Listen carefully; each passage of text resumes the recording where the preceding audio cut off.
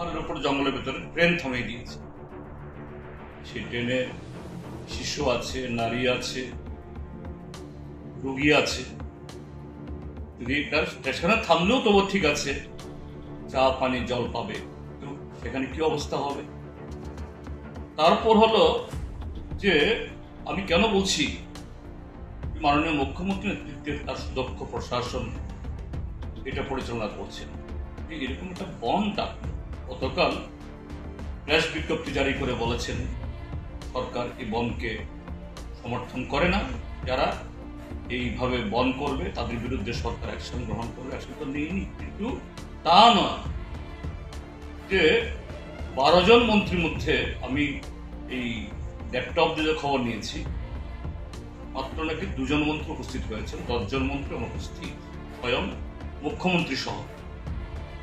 তো কি বার্তা দেওয়া হলো? এটা যারা এই বন করছে পরোক্ষে তাদেরকে উৎসাহিত করা হলো যে না, আজকে তাদের বন্ধের কারণে মুখ্যমন্ত্রী তার দপ্তরে যাননি, অধিকাংশ মন্ত্রী দপ্তরে যাননি, অফিসাররা যাননি। তো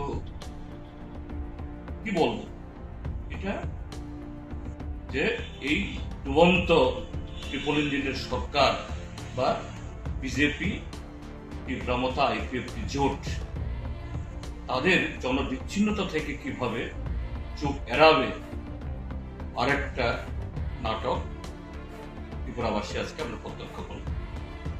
এই হলো আজকের এই ঘটনায় আমার প্রতিক্রিয়া। আরো খবর নিয়ে ভবিষ্যতে আরো বলবো।